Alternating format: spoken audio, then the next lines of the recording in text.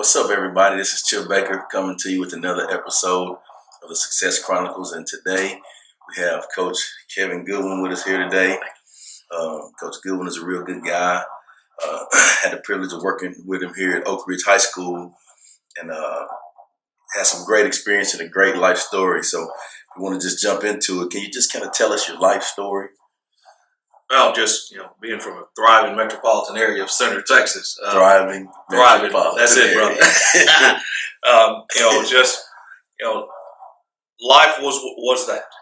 Being born and raised down a 5 mile long dirt road. Opportunities that we've been blessed through in my life as far as my family and all.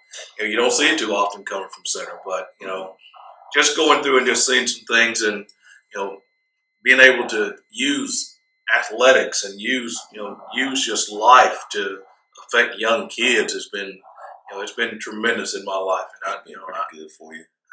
I always think back to the person that had the biggest influence on me was, definitely my mom, and then going on my grandmother, and going to college. And there was something about that college receivers coach, and he changed my life at age 18 years, and he put me on the path of what I am right now. Who was that guy? Greg Knox. His name is Greg Knox. He's Knox. He's from Rosebud Lot. Okay. But he's the running backs coach at Mississippi State. Awesome. But just tremendous man, and I could talk all day on the things that he did as far as helping guide me and turn me into a man. Mm-hmm. So can you kind of talk about do you have siblings? Growing up in the area that you grew up, how was your high school experience? I know athletically about some things you've done. Do you want to share? You mind sharing those things with us? Well, I'm not the biggest guy in the world, and that, siblings, I'm my mother's only child. Okay. And I'm one of 6 with my father, being the second oldest in that. And it's just, it's been a blessing to be able to be around all of my siblings. Once things started going along and us getting to actually know each other. I was truly raised by my mother and my grandmother. And as I became an adult, that's when my relationship with my father came on.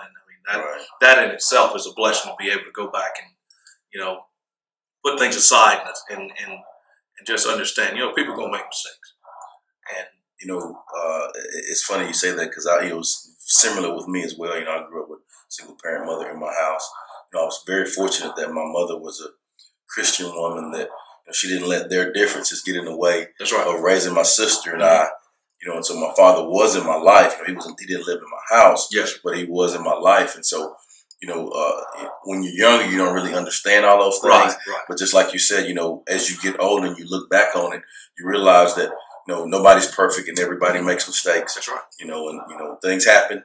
You just do the best you can with what you got and keep it moving. The biggest deal is not where you're from, it's where you're going. There it is. My father is tremendous man. And, my family, my paternal family name is a really big name there in Center. And, going through, and thank goodness that they made some decisions to change their lives. Right. I'll never forget February of my 7th grade year. I'm getting dressed there, getting ready to go to school, and in those small towns, you have the radio every morning. They're going to tell you what they're going to have for lunch at school. Right. They're going to tell you everybody that got arrested that night before, because that's big news. They're going to tell you everybody's birthday in town. And I was getting dressed that morning, and I heard my father's name along with 6 of his brothers be arrested for drugs. That was a long day at school. Because people were, you know how kids are. They're going to say stuff, and they knew, and all of that kind of stuff. But, the good thing about it, my father and all of his siblings, they changed their life, and as of now, I am a son of a pastor.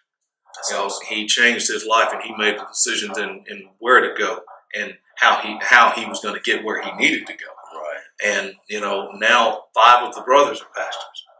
And 2 of the sisters are married to pastors. So I tell you what, when we get together, it ain't nothing but a down on time. What they say, won't he do it? Won't he do it? Yes, sir. Won't he do it? So, and that's the lives that they can live right now. Right. if they would have lived clean lives back then, the testimony that they have right now wouldn't be as powerful. Exactly. You know, right. So you have to go through some clay, some, you know, as they say, miry clay. You have to go through some of that to make sure that when you come out on the other side that you're as clean as this water right here. There you go. You know, so, you know, I really don't want to hear, and my kids in my class always laugh as I preach. Mm-hmm. I don't want to hear the stories and the life story of somebody that didn't have to go through something. Right. You know, the story of somebody that went through it and came out on the other side is the one that I want to hear, because that's the one that gives me hope. If they can do it, then I probably can too. Yes, sir. Yes, sir. And then let's talk about your high school playing experience. Yes. How was that for you? It was good. I mean, I wasn't very fast. I wasn't very big, you know, and, you know, but I loved what I did. Right. You know, I loved playing it. You know, my mother won state in the long jump. Awesome. That's cool. I didn't want to follow in those footsteps.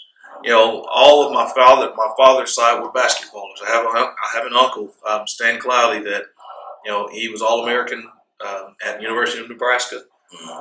He's All-American at, of course, Trinity Valley prior to there, and then he was with the Cleveland Cavaliers.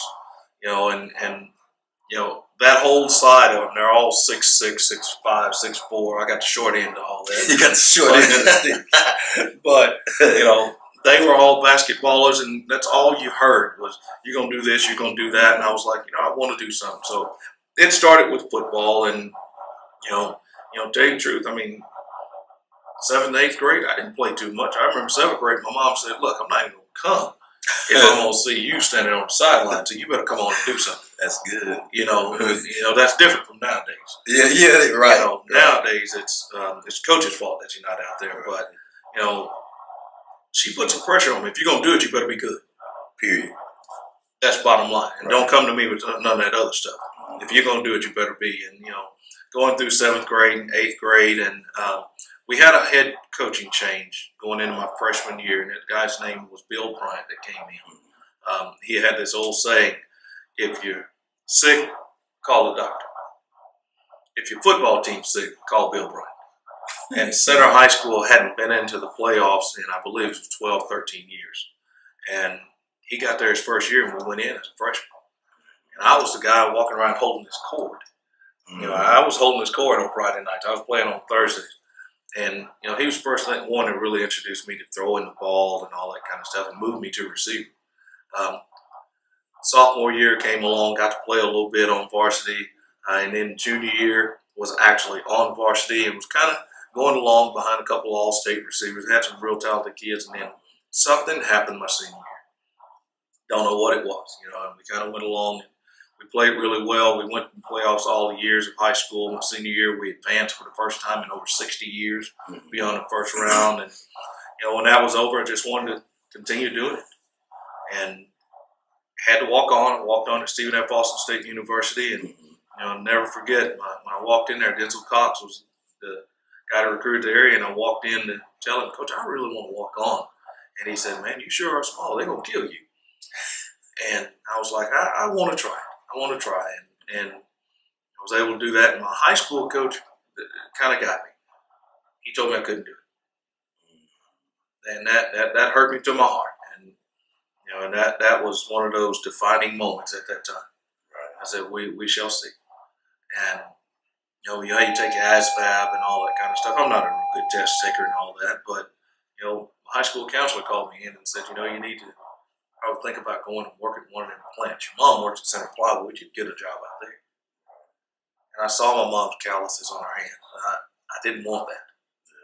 You know, and I was like, you know, no, I'm going to do this. And I ended up walking on at Stephen F. and, you know, was blessed to be able to go through and meet Coach Knox. And I mean, he taught me as a walk-on just like he taught the All-American receiver. And within 2 weeks, I found myself playing as a true freshman. All those scholarship guys that they had signed that year, they were all being redshirted. And I found myself playing. I was like, I don't know why this is happening. And, you know, I don't know. And it just kept going. And, you know, they put me on scholarship right then. You know, so I was just a scholarship athlete from there. And, of course, my career went along and, you know, had a lot of success over there. And a lot of success over there. And he just, you know, I was going to be a probation officer. And first year, second year went along, and that third year I just kept watching him with me and watching him with other guys, and I was like, that's what I want to do, because he gave me hope. And I just wanted to give hope, and change my major to education, and with a minor in history and master's in kines. I got my master's in kines later on, and just started this career. After I finished playing, I signed with the Winnipeg Blue Bombers in Canada. Okay. Went there, and I got cut. And as I was driving back home, I was saying, you know what? That's it. I'm through. Right. I'll finish this and go make a difference in go to some life. lives. That's it. So you talked about your playing career. Now let's talk a little bit about your coaching career. Yes. So you said the coach that made that difference in your life in college, Coach Knox, and gave you hope to do that, and that's what you wanted to do with your life, and you've done a really good job at it, I think. But as far as your career, can you kind of just tell us about your steps and where you've been in your career? Well, starting my career off, I started at Killeen Ellison High School in Killeen, 6A school out there now. They were 5A at that time. It was biggest level.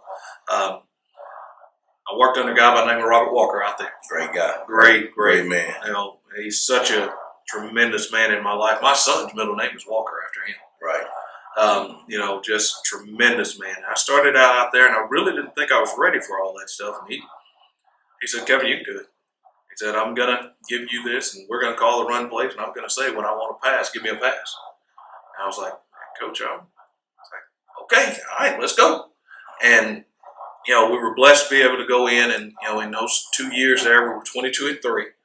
We were ranked. Football. Oh, it was something. We signed 41 kids in those 2 years, and I'm talking SEC, Pac-12. I mean, you name the conference. We were blessed to be able to have those kids, and for a number of weeks there, we were ranked the number 3 high school football team in the United States of America. Right, I remember that. I remember.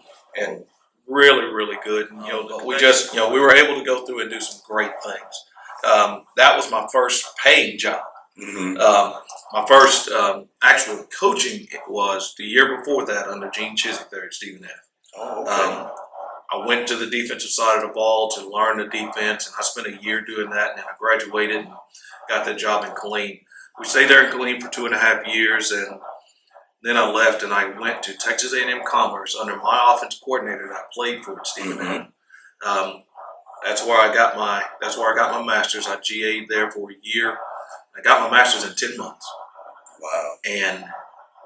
And from there, I got my first full-time college job at 1AA at Stephen F. Austin under Mike Santiago.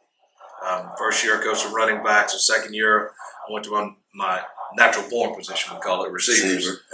And I stayed there with them for a few years, and an opportunity arose. There was a school by the name of University of Central Arkansas. They led the United States of America in passing. And I wanted to learn more about throwing the ball. So I took a job. I took a receiver's job just on a flyer, going to Central Arkansas, and I went up there, and it was the best thing for my career ever. I mean, we went along and just we threw the ball all over the place. I mean, there was one game we threw it for 976 yards. Oh, wow. Just amazing, and learning the kid. Some of the receivers that I had have done great things in their career. The head coach at Memphis right now, Michael Norvell, I was his receivers coach there at Central Arkansas. Just great. I mean, great guy, and he what you see is what he is, and forever will be that. Clint is now the head coach there. He's now the head coach of Stephen F. Our quarterbacks coach is the head coach of Abilene Christian. I mean, our O-line coach is O-line coach at Arizona State. Our DB coach is the defense coordinator at Bowling Green. Just all over the place having that. And from there, I left there, and I was the offense coordinator at. I went back to A&M Commerce as offense coordinator, and my son was born prior to me going back to A&M Commerce, and I did it for a year, and I got out. And I got out of the college ball, and I said, no, I got to do right, and just get back. And I took a job at Anahuac High School down here in Southeast Texas. The reason I come to Southeast Texas is because all of my family's there in Orange. Okay. And I lived in Orange, but I drove to Anahuac. And I went there because my defensive coordinator in high school was the defensive coordinator there. And I knew somebody there, and we drove back and forth together and stayed there for a year. And from there, I jumped over to West Orange Stark under Coach Hooks. I'd known him all of my life. He's one of the winningest high school coaches in the history. And he knew me since I was 5, 6 years old. And went there at West Orange, did that. Sounds like a lot of moves. No, it's part of it. Stayed at West Orange for those 2.5 years and was blessed to be able to get the head football athletic director's job at Center High School. And I was there I did that for 6 years. I was there in Center for 6 years. Got to the playoffs 5 years. 5 out of the 6. Center hadn't been in the playoffs five years in a row since the early '80s. So it was a good deal, but it was killing me. Right. I mean, it flat out killed me trying to change the culture and all of the things, and things are going well there right now. Because when we got there, there was a level of non-belief. Mm-hmm. They just didn't believe. They thought success was. It just happens. They thought success, you just walk up and walk through a door and it just happened. Mm-hmm. And God blessed me at that time to come back to Center when something was needed there. Mm-hmm. Because the African Americans in that town at that point, they had almost lost hope. And they needed to see something. It was about the time that Barack Obama was taken. Barack Obama took office in 2009. Well, I got that job February 2009. Okay. And there was a little bit of hope that needed to be there. And you had to rule it with an iron fist because going home is a hard thing. Right. Because you have to deal with a lot of, I remember when you were little, and I remember this, and hey, you were my boy, and sometimes you got to just tell them, hey, that's great. I still love you to death, but here's what you got to do. Right. And we got that thing going, and by the time we left there, 14 out of our 16 sports were in the playoffs that last year there. So things really went well, and kids started getting scholarships where they weren't getting them before, and colleges were coming in, so that was a huge impact. So I was really happy about my family and my staff and all of those guys that we were able to come in there and do those positive things, and they're reaping some benefits from it. That's awesome, Coach. That's awesome. Can you kind of tell us what are 3 things that you have accomplished in your life that you're proud of? First off, being a husband and doing it the right way. I teach teen leadership here, and my kids love it because they say, Coach, just try to keep it real. Right. I teach. It's not about what the world does to you. It's about how you affect the world. And I treating my wife with the utmost respect does more for me than it does for her, because my son is going to see. He sees that. How I treat her. So therefore, that's going to in turn go to somebody else. And my daughter sees how I treat her. So she's not going to in turn look for some knothead to treat her a certain way. There's a way that she expects to be treated. So the first thing is, 1, being a husband, and 2, 2, being a father. I said a long time ago, and I vividly remember, my mom told me, don't be upset because your dad's not here. You just know what you're supposed to do when you become one. Whew. That's the God's honest truth. That's deep. That's good stuff. And I vividly remember that, and it just, we're not going to let that down. I'm not going to let that responsibility down. The third thing is, of course, my Lord and Savior, and I just, I always pick with my kids because I'm not supposed to say this in school, but I'll slide a verse in, and I'll slide in. They give me, well, Coach, this situation, and I say, well, you can go right here, and this will give it to you. Knowing the things, and way down, way back on that dirt road when I could have still been down there right now, pulling out lines on a garden. I could have still been down there right now doing the things, doing those things and making it day by day, barely making it day by day. Right. But there was some opportunities put forth for me for some reason. Why? I was chosen for a reason. And it is said, too much is given, much is required. So if it is given to me, I know there's a lot more being asked of me. No doubt. So that's, you know, he's been able to bless me, and I'm going to continue to bless him with everything, just simply because of the things that he's done for me in my life. There you go. Well, what is your definition of success? My definition of success in dealing with me individually is when I leave the room, what do they actually think about me? Because they'll tell you anything to your face. But in what do people think about me when I leave the room? You know, and they might not like how it's told, but it's going to be told right. You know, and I tell kids all the time, you might hate me right now for me telling you the God's honest truth, but you'll love me in 15 years because I did. Exactly. And that, in the career that we have, that is your level of success. Right. Because you can't tell where success is until 10, 15 years down the line. Mm-hmm. You know, so in my career and dealing with what I do for these years and for all of these years, my level of success has nothing to do with me. It has something to do with all those that I'm able to touch. Making an impact on lives. Yes, sir. Yes, sir. Exactly. What do you think it takes to achieve success, Coach? That might be the easiest question you've given. A decision. A decision. You have to decide. Decide that you're going to make a difference. That's it. And then go achieve it. You know, and it doesn't matter. I can tell you all I want to, but until you decide, until whoever decides, that is theirs. If you decide that you're going to be successful, you will find a way. Period. Bottom line, you'll find it. It's a decision, and that's what it takes. Good deal. Well, thank you so much for joining us today on the Success Chronicles. Enjoyed, interviewing you and hearing your story. Like I said, some of the things I knew, but I want to give you the opportunity to share with everyone. And just want to encourage you to keep pushing, keep doing what you're doing. That's all we can, brother. That's it. We'll see you next time on the Success Chronicles. Go get it. All right. God bless.